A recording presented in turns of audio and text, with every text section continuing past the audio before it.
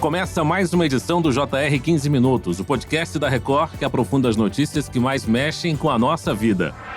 Tem um dirigente de futebol apaixonado pelo clube como poucas vezes se viu.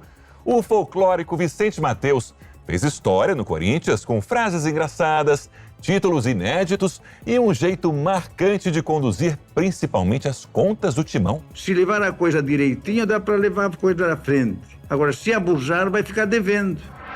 Um dos personagens mais icônicos da história do futebol brasileiro, Vicente Matheus.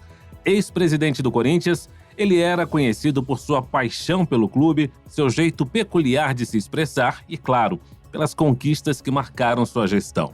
A Record produziu um documentário especial sobre sua trajetória, resgatando memórias, imagens e depoimentos que ajudam a entender a importância desse grande dirigente para o futebol e para o Corinthians. A série documental Vicente Matheus, Haja o que hajar, como ele dizia, foi produzida pelo Jornal da Record e estreou nesta quarta-feira de graça no Play Plus. O que torna Vicente Matheus uma figura tão emblemática na história do clube? Como foi o processo de produção do documentário e quais foram os maiores desafios? Qual é a principal mensagem que o público pode levar desse material? Para falar mais sobre essa produção e sobre o legado de Vicente Matheus, recebemos hoje o diretor cultural do Corinthians, Raul Correia. Olá, Raul, seja bem-vindo. Olá, um prazer estar aqui com vocês. Quem nos acompanha nessa entrevista também é André Tal, repórter da Record. Ô Tal, lançado no Play Plus, esse documentário Vicente Matheus, Haja o que hajar, conta a história do presidente corintiano mais querido de todos os tempos. E além de títulos, Vicente Matheus conquistou a simpatia não só da torcida do Corinthians, como também de outros clubes, é isso? Tudo bem, Fara, tudo bem, Raul? Exatamente. Vicente Matheus era um corintiano carismático, querido até por torcedores adversários. Bom, eu virei casaca, né? Hoje, se você me perguntar, eu sou corintiano. A principal organizada do Flamengo entrega para o Vicente Matheus, quando o ônibus chega, essa camisa, dando força ao Vicente Matheus, para que a gente ganhasse aquele jogo contra o Fluminense. Fara, o jeito simples e as frases engraçadas, características marcantes desse cartola, estão na série documental Vicente Matheus, Haja o que hajar. A produção do Jornal da Record estreou nesta quarta-feira, olha só, de graça no Play Plus. Tá muito legal o material, a gente entrevistou mais de 40 pessoas, entre jornalistas, ex-jogadores, parentes, torcedores, todo mundo contando as histórias que lembra desse homem tão folclórico, tão importante para a política e para o ritmo do Corinthians, o clube mais popular do estado de São Paulo. Pergunto para o Raul, quem foi Vicente Matheus para o Corinthians? Vicente Matheus foi extremamente importante para o Corinthians. A sua forma de ser, a sua identificação com a torcida, até o nome do documentário já traz bem isso, né? Eu conheci o Matheus em 1967. Eu era menino, tinha 12 anos de idade, foi a primeira campanha política que nós fizemos lá, porque o Vicente Matheus ele tinha sido já diretor na época do Trindade, depois foi presidente em 59, então teve toda uma história em cima disso. Depois ele ficou presidente em 59, 61, e entrou a época de Vadielu, então o Matheus sempre continuou com sua participação, e em 67 ele estava junto com o Trindade, fazendo uma campanha Redenção, e foi a primeira vez que eu participei em política no Corinthians. E o Vicente Matheus, ele representava o corintiano, porque ele tinha a identidade, ele tinha a forma, ele tinha a expressão. Ele não falava que corintiano não podia usar havaiana. E então era bem uma boa forma, né, de que tinha. E ele foi cativando, foi pegando seu espaço. Ele não era uma pessoa simples, muito pelo contrário. Vicente Matheus não era simples, ele era uma pessoa personalista, tinha sua própria forma de ser, tinha o seu jeito e fazia o que ele queria. Tanto que ele ficou muitos anos como presidente do Corinthians, né? Mas ele é a nossa cara. Ele mostrou o que era o corintiano e fez o Corinthians ser respeitado também. Quer dizer, ele teve uma participação muito importante, talvez a mais marcante, eu diria, foi a de 76 na invasão, né? A participação dele quando foi a invasão, que foi um marco também pra gente. Quando eu falo invasão, para quem está me ouvindo agora, a invasão do Rio de Janeiro contra o Fluminense numa semifinal. Colocamos 80 mil pessoas lá e na hora que ele falou, o presidente do Fluminense, dizendo que, não, se quiser eu te mando os ingressos que você quiser, eu te mando metade dos ingressos. Ele falou, pode mandar que nós vendemos. E vendemos. E fomos lá metade. Então ele sempre foi dessa forma. Era um cara de defender o Corinthians acima de qualquer coisa, né? Raul, o Vicente Matteus também era famoso por suas contratações históricas no Corinthians e por controlar minuciosamente os gastos em todos os setores do clube. Esse perfil administrativo foi o principal fator que tornou sua gestão tão marcante no futebol brasileiro? Ele tratava o clube como sua própria empresa, né? Então ele administrava cada tostão, tudo passava por ele. Tanto que, quando o Matteus assumiu em 72, praticamente os esportes amadores, dos quais o Corinthians era forte, eles perderam seu espaço, porque o clube estava numa situação financeira muito delicada, precisava de recuperação, e o nosso basquete, que era um basquete campeonato, ele acabou sendo praticamente fechado, né? Porque o clube não tinha mais condições. E o Matteus foi fazendo isso, foi fazendo saneamento. Não é essa história, não, o Matteus colocou dinheiro no Corinthians. Não colocou não, mas ele segurou o dinheiro do Corinthians, ele administrou o Corinthians. E isso foi importante, essa forma de condução. Ele realmente saneou nossas finanças. Nós estávamos muito debilitados em 72, quando ele assumiu.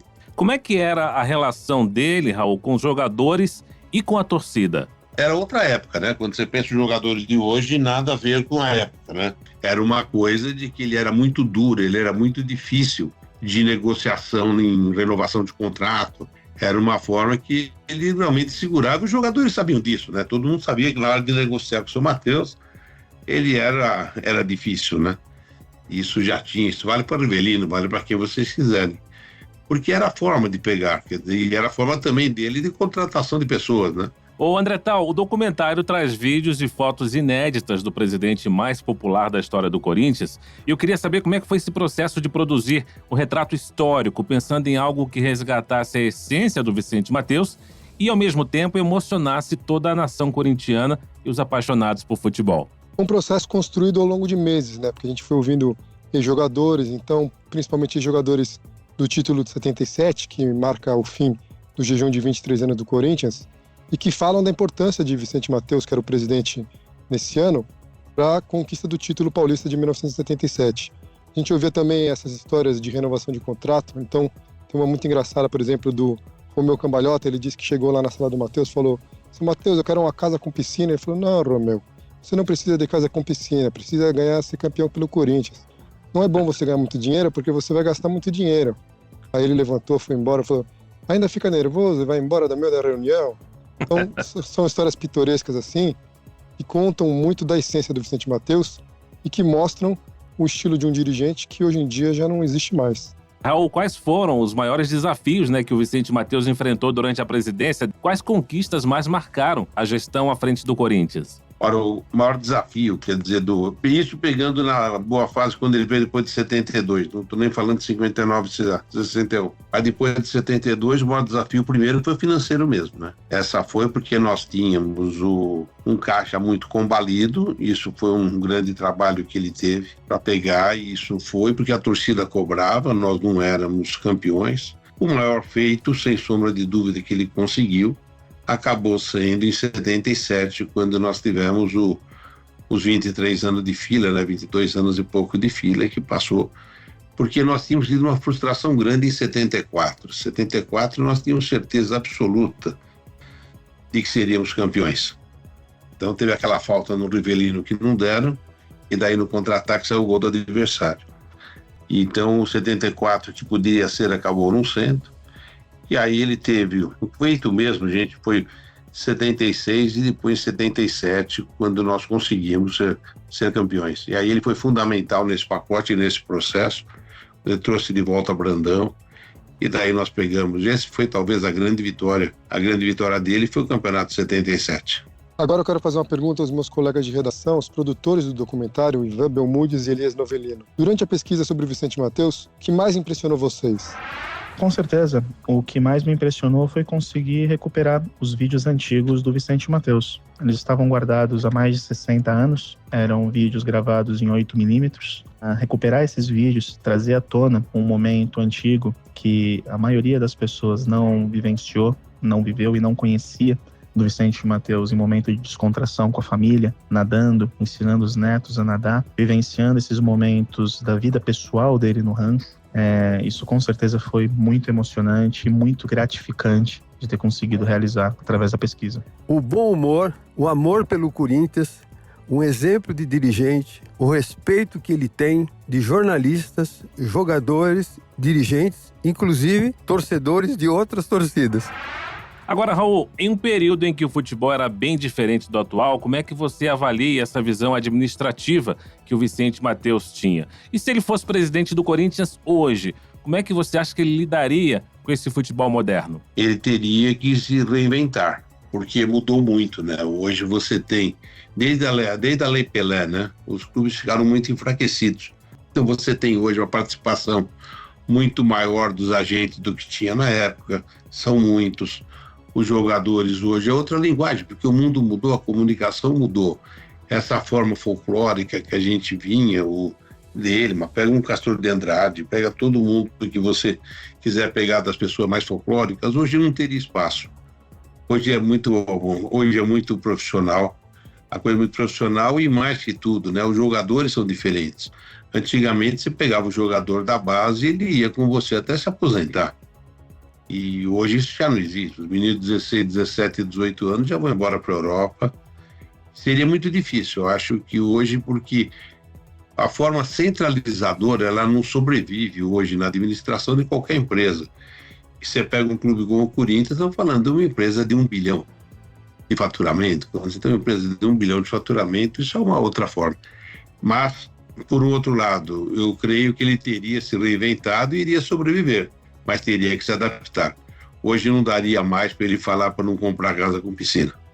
O mundo mudou, o Brasil mudou, e a gestão, a conversa com os jogadores também mudou. Hoje ele é uma coisa muito mais horizontal. Antigamente o jogador era muito mais humilde. André, o documentário traz alguma informação ou curiosidade pouca conhecida do Vicente Matteus? Não, traz, acho que a gente mostra também o sonho frustrado que ele tinha de construir o estádio do Corinthians, né? Ele sonhava em fazer o Mateusão.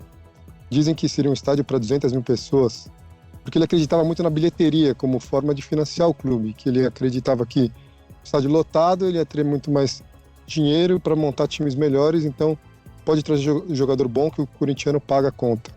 Mas ele não conseguiu construir esse estádio, mas segundo o historiador do Corinthians, o Fernando Wanner, ele conseguiu a cessão do terreno onde hoje foi construído o estádio, inaugurado em 2014.